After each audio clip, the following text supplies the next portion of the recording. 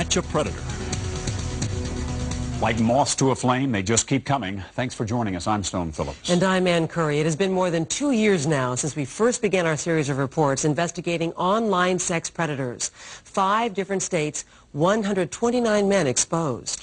Tonight, investigation number 6. This time, we've set up our hidden cameras in a rented house in rural Georgia. And once again, even men who have seen our reports show up at the door. We should let you know that some of what you will see and hear is explicit. Here's Chris Hansen. Now this is the fetish guy with the boots. Meanwhile, back at the house, Amanda, our decoy, is in place ready to invite our next guest inside. All right, Amanda, this guy should be bringing riding boots for you to wear. Using the screen name Gerald White 30627, this 31-year-old starts chatting with a girl posing as a 15-year-old. He asks the decoy if she wears boots. The girl responds, "I wish I had some tall ones." Then Gerald White 30627 says, "Perhaps we could go boot shopping." The decoy types, "Wow, you mean for like the big ones?"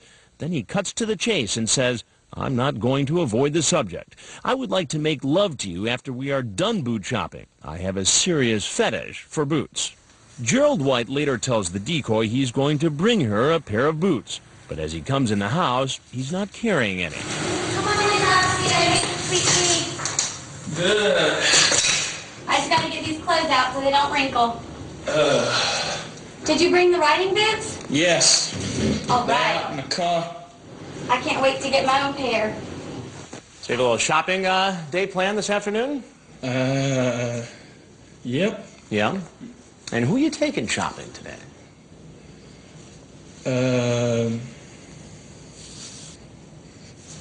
Natasha. Natasha. Yes. And how did you meet Natasha? Met her online. Online. Yes. And how old do you think Natasha is? I have no idea. You have no idea. No, sir. We never discussed it. You never discussed it. To refresh his memory, I read to him from his chat log. "I'm 15. You don't have to go any further. I understand. You talk about taking her out and buying her some boots. Yeah. What's up with that?" It's just shopping, period. Shopping. That's it. So you just found a 15-year-old girl online, decided you're going to buy her a pair of leather boots that you want her to wear 24 hours a day, you say right here? What was your plan here today? No plan whatsoever. No Just plan coming- whatsoever. Just coming to talk and everything. Obviously, I need... As the 31-year-old heads for the door, law enforcement moves into place, ready to take the man down as soon as he walks outside. Get on the ground now! Get down! Police arrest him and lead him away, clearing the front of the house so more suspects are free to come in. Online, he calls himself Southwest Georgia Male Yes. His chat is one of the most graphic and disturbing we've come across. At first, he offers the decoy, Erin Lynn B., $250. When she asks, "Why do you want to give me money?" he says, "'Cause I want you." Then he tells her about another girl he met online. She was 15 like you. Her mom was at work. Okay. She invited me over. Had never had sex. Oh. Her and her friend. He goes on to say that the 2 girls performed oral sex on him, and then he describes in detail how he claims to have taken one of the girls' virginity. And he doesn't stop there. After he sends pornography, he then introduces the decoy to a woman who calls herself Phyllis, his girlfriend, and says she wants to be there with us.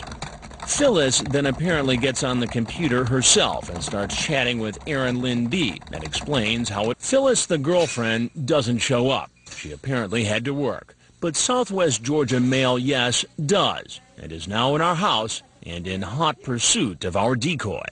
I didn't get a chance to get a hug. Have a seat. But as the decoy walks behind the curtain, the man sees our camera crew and runs. He saw Ron. He's coming out. He's coming out. And he keeps on running, even after sheriff's deputies order him to stop. Finally, an officer's taser knocks him to the ground. After he's arrested, he's taken in for questioning. This man with the incredibly vulgar chat reveals something that, ironically, no longer surprises us. I was a minister in the church. What church you go to? But my dad would preach in the Baptist church. I would go to prison. There are more suspected predators on the way.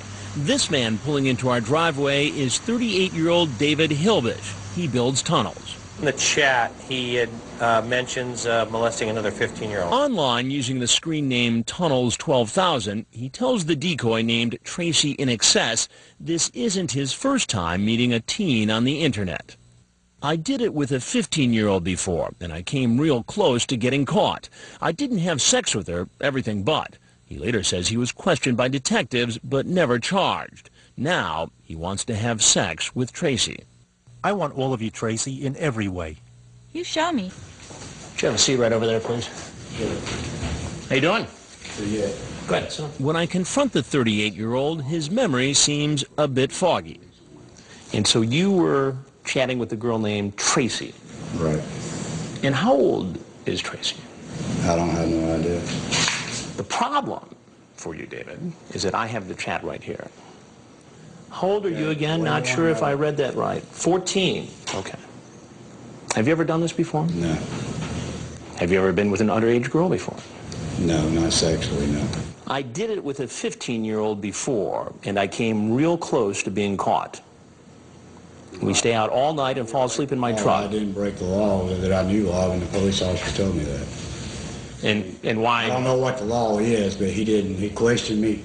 I went back home that night, and he called me Monday. When I read him some of what he wrote in his chat log, he first tries to blame the girl. I would do it in a minute with you, hoping I would stay out of jail. You ask her if she likes oral sex. And she asked me several things also. Does that make it right? No, and she invited me here. So because a 14-year-old girl invites you to come over, it's okay I don't for make it right. It's wrong. I admit I'm wrong. Why did you do it? There is no reason. I'd want to stay all night. Did you bring any alcohol with you? Yeah. Yeah. And what did you bring exactly?